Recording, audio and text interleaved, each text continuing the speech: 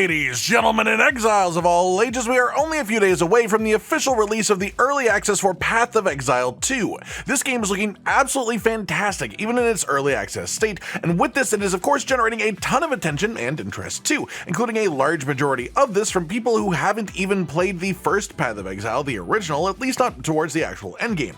With all these new people funneling into the game then in just a few days, I thought it would be a good idea to go over a very basic level sort of guide to what classes are and how they function within the game. Essentially, what does your class govern, what can you do with it, how do skills function in a more basic sense, the skill tree, uniques, things like that. Essentially, if you are new to PoE and are feeling overwhelmed by either the amount or just the sheer depth of mechanics there are, or maybe both, then this will hopefully be a good sort of jumping off point for a number of these systems. At the start of early access, there will be 6 classes available to us, but the concept of a base class is actually different to what you may be anticipating if you come from playing other ARPGs, because technically any class can wield any weapon and use the majority of the skills that exist. As a result, all you have to do is reach the actual stats. The main exception to this is your Ascendancies. These are essentially a subclass or specialization that you'll gain access to within Act 2 of the main story campaign. These unlock the ability to choose between 2 Ascendancies for each main class at early access launch, with this plan to increase to 3 Ascendancies for each class by full release.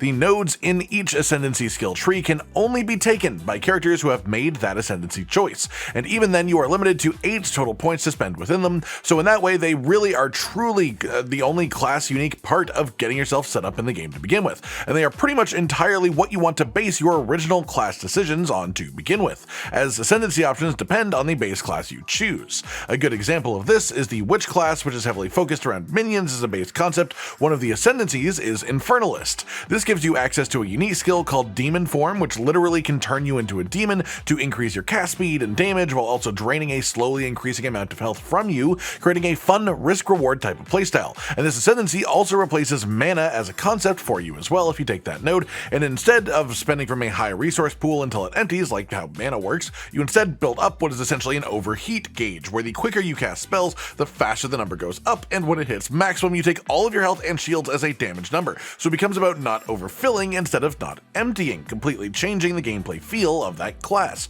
And so I recommend, before you fully commit to any class choice in the game, especially when heading into the game itself, have at least a brief look at the Ascendancies and see what sounds fun to you.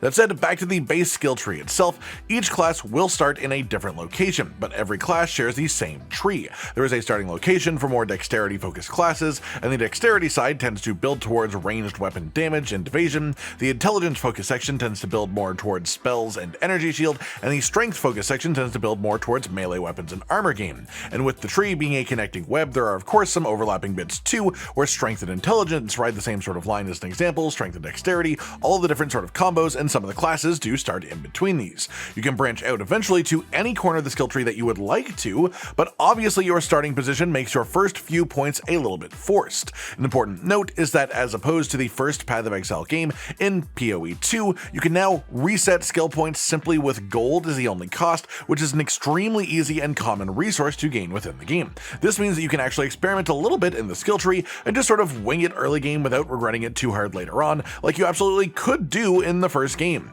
Within the skill tree then, there are minor passive nodes, which are just smaller stat upgrades, essentially the rungs on the ladder that you are forced to climb to get the important stuff. Some of the more basic ones in Path of Exile 2 specifically actually let you choose the stat that you gain. They are attribute nodes, letting you decide if you want more strength, dexterity, or intelligence at that stage. There are notable passives, and these are usually a bit larger of a circle. They usually require you to take a number of minor passives to even reach them and activate them, and they have either a more unique or more powerful effect than the minor nodes. They usually also allow access to more important increases such as keystone nodes. These are the properly unique special nodes that can often completely decide how your build will work. These can do important things like give you massive lifesteal, a different one can boost energy shields while lowering your maximum life to incentivize building around energy shields. These are basically the really important gameplay defining passives that you'll have in the tree.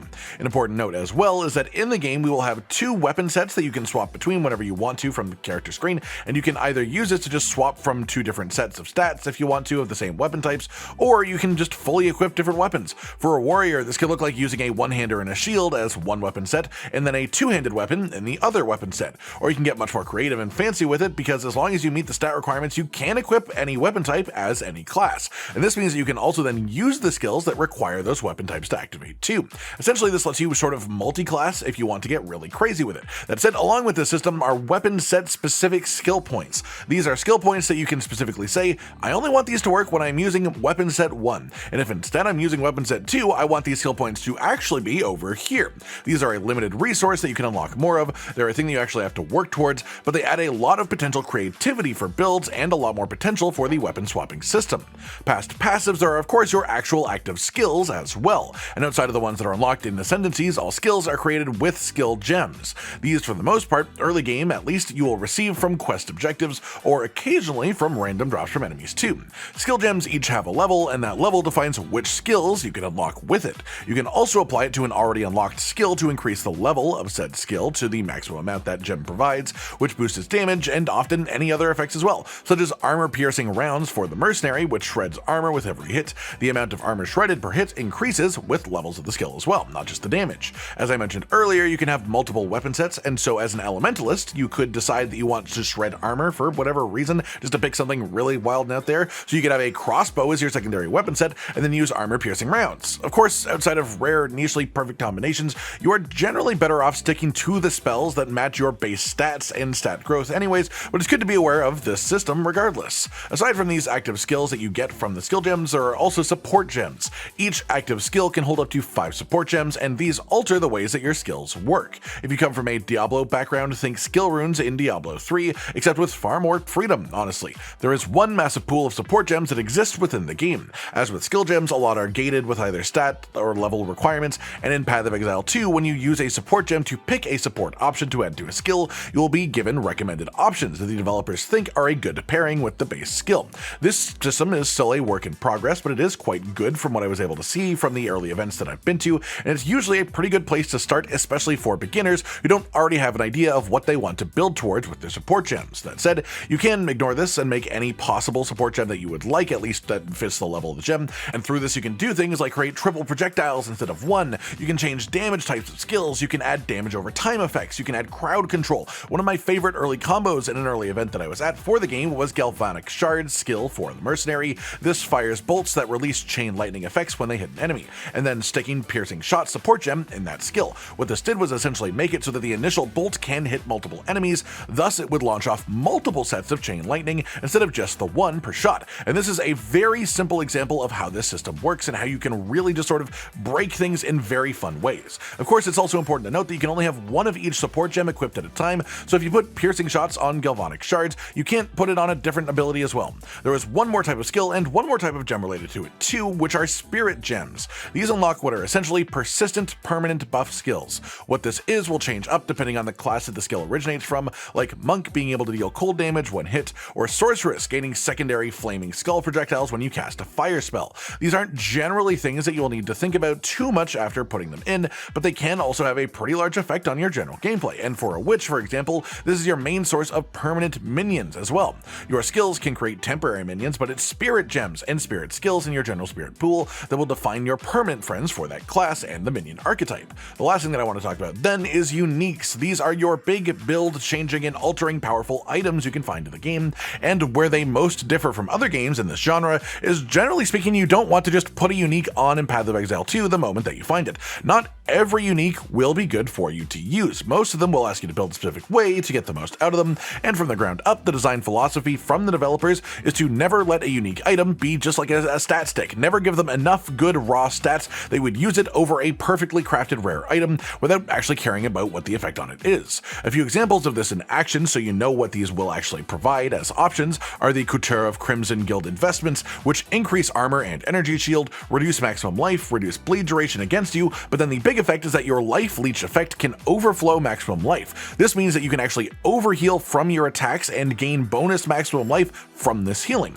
Or there's the Innsmouth Shabby Hood. This cuts maximum mana in half but doubles mana regeneration. Or the Quill Range Shortbow, which doubles attack speed, gives dexterity, a ton of bonus arrow speed in general, but then lowers the damage of each of your attacks, and so that of course leans heavily into an on-hit damage style build. The point being that uniques in Path of Exile 2 are not just auto-equip when you find a type of items. Consider how it affects you, whether you can work with it and lean into it, whether it's actually better than what you already have equipped, and if it benefits you to begin with. But a good rare item that you can create yourself through crafting will actually outdo a lot of the more random uniques that you find if you aren't going to actually build around them.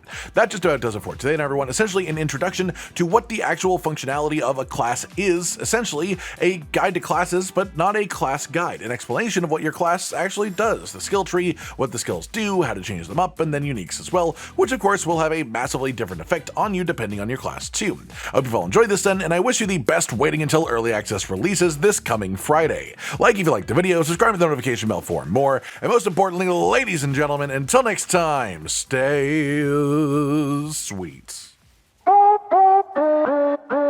Josh, Cotton, and Hollow with the videos, dropping the humor like a hammer on your tippy toes, bringing entertainment on a daily arrangement to take our insanity and turn it into entertainment. Yes, I said entertainment twice, to reiterate that it is nice to look into your faces on a mostly daily basis when you let us in your homes to make the whole world a stage. Goodbye.